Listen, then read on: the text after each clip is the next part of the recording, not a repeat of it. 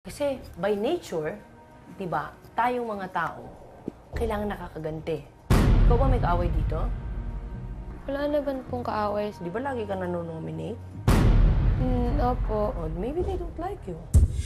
Sa paglabas ni Direk Cathy, agad na naghanda ang housemates. Laita, you have to get out kasi tayo kailangan. Siyempre, may kaba po. Kinakabahan ako.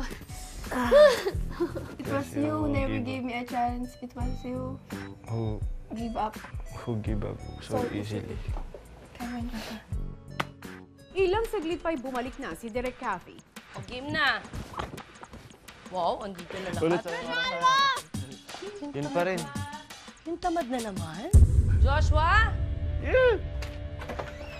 Kailangan tawagin? Ay, kaloka. Sorry po, Unang kinausap ni Direk Cathy, sina Daniel at Vicky tungkol sa kahulugan ng kanilang eksena. And when you act, there's always the intention. Ikaw bilang Laida, saan ka nang gagaling? Nagtrabaho siya sa New York, tapos bumalik siya sa Philippines, tapos tinulungan niya yung company ni Miggy.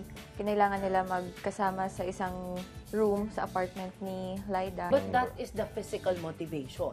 But the internal motivation, ano ang nararamdaman ni Laida at this point? Kung nagka-boyfriend ka na, may boyfriend ka ngayon, di ba? Nagka-ex ka na? Opo. O, ikaw din. Ewan ko. Okay? So, in a relationship, when you are about to be in a room with your ex, it wouldn't feel like you were before. Awkward, yes po. So, the awkwardness should be there. But you try as much as possible na gawing light lahat at huwag ipahalata. So, hide your awkwardness via being magalaw, parang kunwari, wala lang. O, kaya nyo na? Yes po. Okay, let's go! Yes. Action! Sana po. On the floor, hello. I'm cold. Ha? Anong sabi mo? Cut. Ano nararamdaman mo nun? Why did you say hello? Hello, bakit tayo magtatabi? Parang ganun. Siyempre, di ba meron? No. Yeah. No? No. Ano ka? Di ba yun naman Bakit yun tayo eh? magtatabi? Tayo magtatabi. Ex tayo. Sina Daniel at Vicky, di pa yata naiintindihan ang eksena. Wala pa rin. Ano ba naman to si Vicky? Hindi klaro. Ay, hindi kayo nagko-concentrate. Mamaya magagalit na ako. Pag nakita nyo ang galit na self ko, matatakot kayo. Namiss ko to. Namiss ko to. The genre of this movie is rom-com. What does it mean? Romantic comedy. Where is the comedy there? Dapat matawa ako sa'yo at matawa siya. Uubusin ko ang lakas mo hanggat di mo ako napapatawa. And, action! Namiss ko to. Namiss ko to. Namiss ko to! Lumabas ka muna doon. Lumabas ka muna. Tatawagin ka namin pag ready na kami. Sige po. Ano ang posisyon sa babae na nakakatawa pag nakita ng tao? Mukha ka, ganun. Oh, let me see. Go, and. Namiss ko to. Namiss ko to. Namiss ko to. Better. Tingnan natin kung mag-work ka ganyan. Whatever. Namiss ko to. Namiss ko to. Namiss ko to.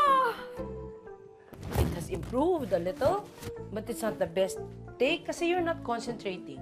Ito tumatakbo. When you act, it's not this that's working. It's already this, kasi whatever you feel, it will come out. Sunod na kinausap ni Direk Cathy, sina Maris at Jane. Ano ang problema ni Laida? Sasaktan pa po siya sa past. Di pa siya nakamove on sa kasalanan na nagawa ni Miggy. Nagka-boyfriend ka na? Apo. So you know, nag-break kayo. Apo. So you know more or less how it feels. Apo. Ikaw naman, bilang mother, what kind of relationship do you have with your daughter? May past din po na nangyari na siya po yung nag-alaga sa akin, tinulungan niya ako. Ano ginawa ng husband sa'yo? Ng babae po siya. Okay. So, parang close dun sa nangyari din kay Laida. So words of wisdom from the mother to the daughter. Parang hindi naman kayo nasaktan. Sus, di ba ikaw pa nga nag-alaga sa akin nun? So, tatanggapin mo kahit na Okay, nasaktan cut.